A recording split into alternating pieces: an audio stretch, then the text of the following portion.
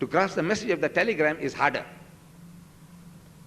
And Allah is talking by telegrams. You see, like for example, our Nabi Kareem Sallallahu Alaihi Wasallam was engrossed in a discussion, in a dialogue with the Christians of Najran. It was in Medina. The Christians of Najran, outside Medina, they were Arab Christians, they heard that there is another Arab now in Medina, and he is claiming to be in communion with the Almighty. He is claiming to be a prophet.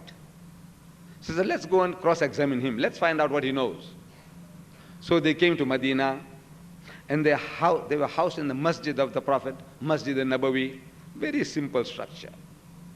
Plastered, mud on the floor, mud walls, palm leaf, fiber on the roof. Very simple structure.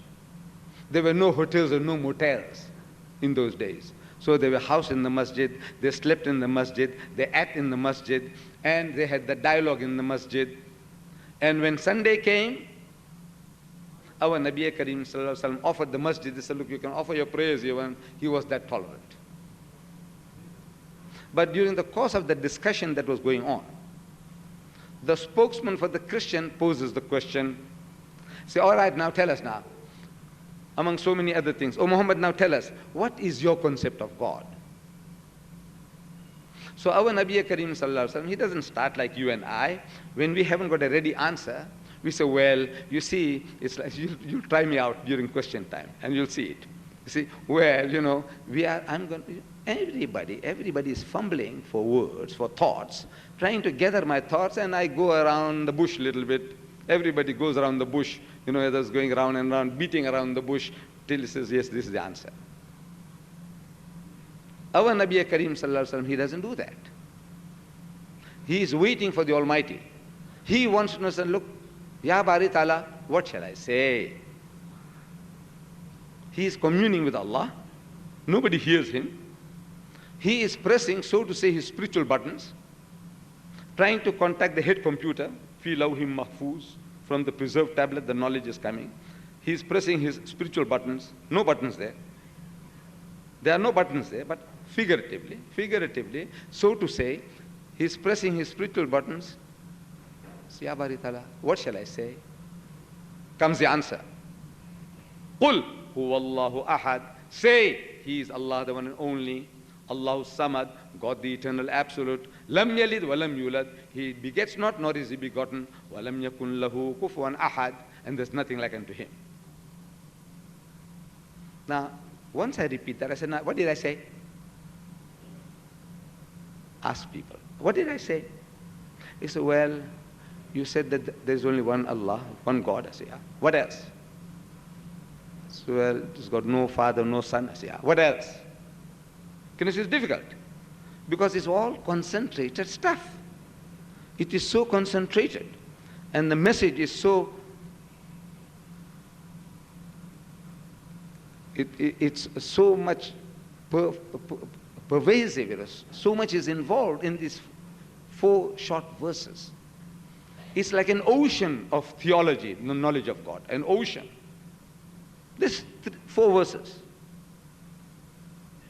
But in a concentrated form, you just read the meaning and you pass over onto something else. You lost everything. You need a commentary, and this one gives it to you. Explain to you that what is one and only, when it says he does not beget and is not begotten, to whom it is being addressed. But coming back to the surah itself, Ikhlas, Surah Ikhlas, which is a surah of purity. We are told, and I believe, that if you read Surah Ikhlas, we say Kul Huwallah, 3 times, you get the sawab of reading the whole Quran. Have you heard that before? Yes. We say when we start, say Dua Fatiha. So everybody starts with Surah Fatiha, Alhamdulillah. And then we read Surah Kul Huwallah 3 times, the Surah Ikhlas 3 times. And we believe that Allah will give us the blessings as if we read the whole Quran. It's quite an amazing thing. This Quran, an encyclopedia.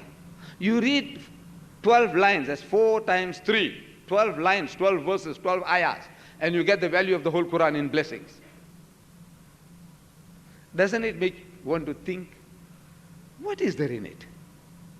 Just 4 verses, 3 times, 4 threes are 12. And I get the blessings of the whole Quran. Why should it be so? What makes it so valuable, invaluable? It's worth thinking. You see the reason. I mean, I've been thinking. I haven't had the chance of asking learned men. I'm not a learned man. People, make me out to be a great scholar and all that.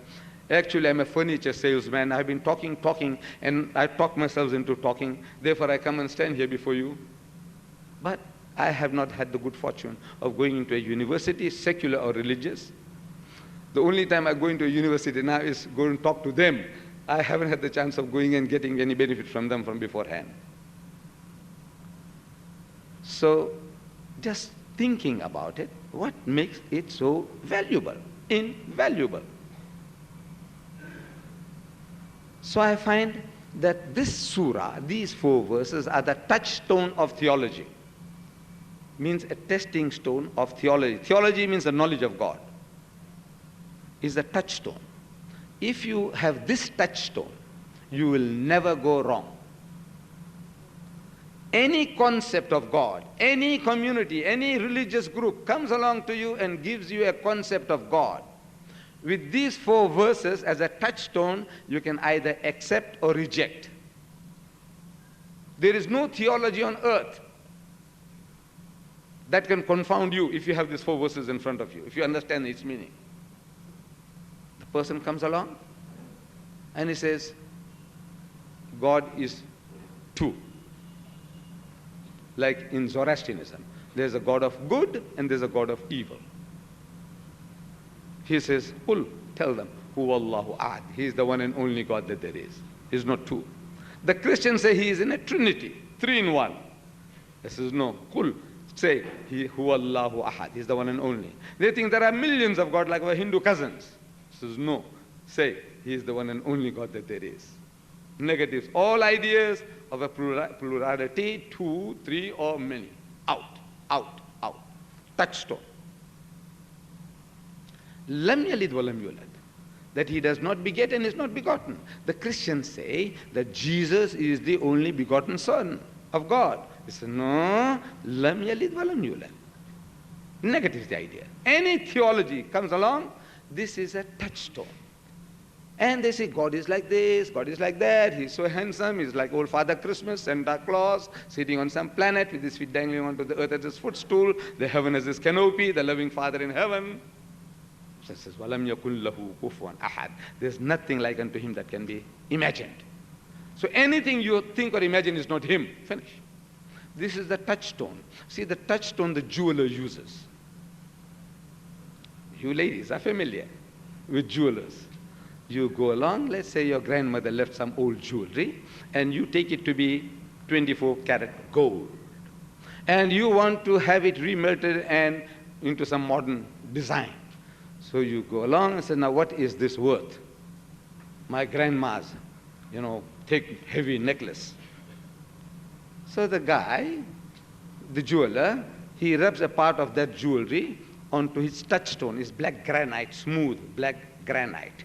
He rubs on it, and he has samples of other gold, 9 karat, 12 karat, 18 karat, 22 karat, 24 karat gold. That's how they value gold, how much pure it is. So he says, this coloring that on that black stone of your gold, how much yellow or goldish it is, he guesses that this is about 9 karat. So he has a 9 karat piece. So he rubs on it next to it. He says, well, this is the same as that. So he tells you, Ben, this is 9 karat gold. Kachara hai kachara. So he says, no, my grandma, she couldn't have